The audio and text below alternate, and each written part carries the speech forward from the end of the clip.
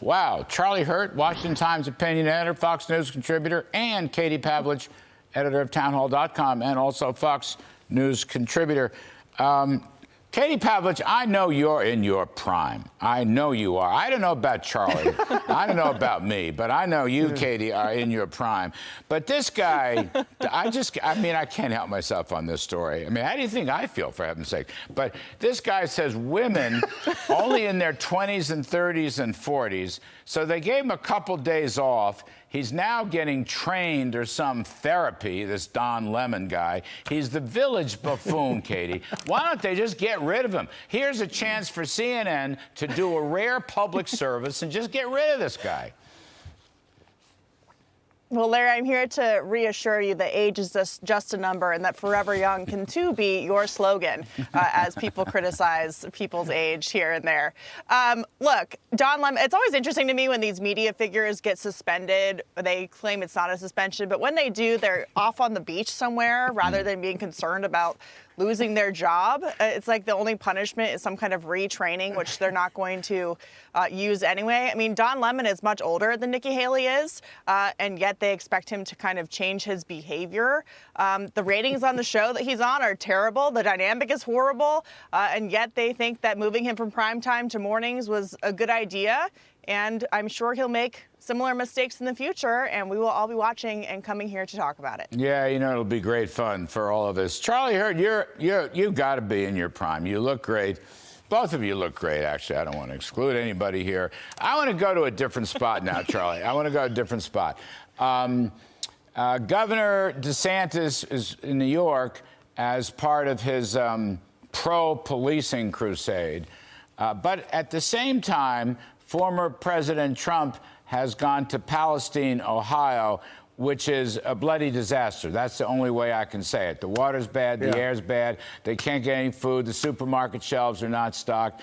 Who's got the right story here, Trump or DeSantis? DeSantis in New York about cops, I know that's important, but Trump has gone to Palestine, Ohio, where, by the way, nobody from the Biden administration has gone, or there's no government help. Who's got the upper hand on this one? Right.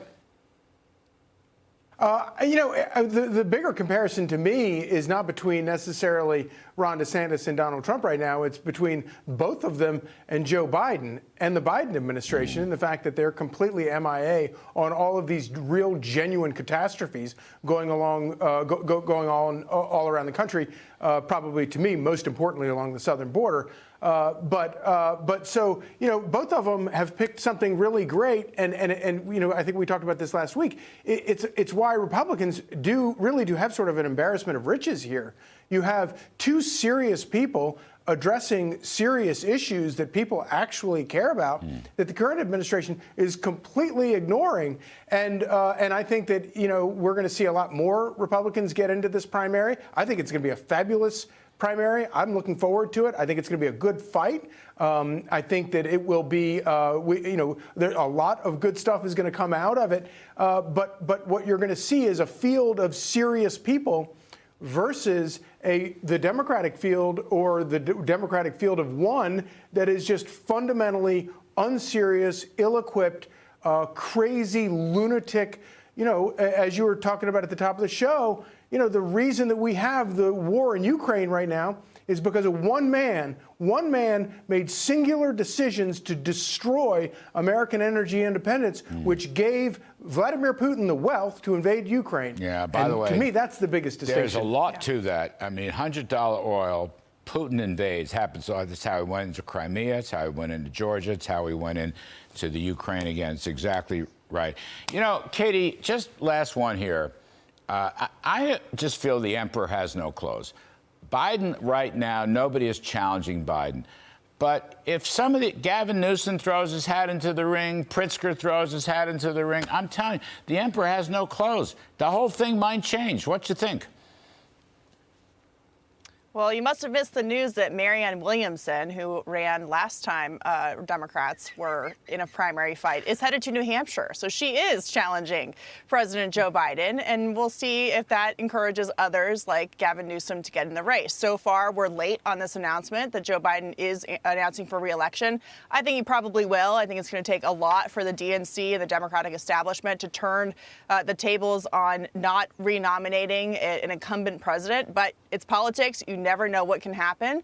And I think that Sarah Huckabee Sanders, the new governor of Arkansas, really laid it out clearly for the country when she said, this isn't about Republicans and Democrats. This is about right versus crazy. And that's exactly what you're seeing and why you're seeing so many of these problems all around the country not be addressed seriously, as Charlie was saying, by President Biden's cabinet members, by the agencies that should be involved, and of course by Joe Biden himself, who seems to be focused more on titles and making people feel good rather through declarations in Washington than actually going out and doing the work. I tell you, I could be dead wrong, but I think the emperor has no clothes. I think some of these Democrats, big name Democrats, come into the race. Biden you'll see the great, what's that sound? It's the sound of his candidacy shrinking. Go ahead, Charlie, 30 seconds. I just was going to caution you to be careful talking about the emperor wearing no clothes when you're talking about the Biden family. Yeah. We've had enough of this. You're right. Don't give him any ideas. I can't help it. If Hunter it. hears this, no telling what happens. Well, I'm past my prime. I can't help any of this stuff. Charlie Hurt and Katie Pavlich. You're not a woman, so you're in good shape. You're both terrific. Talk soon.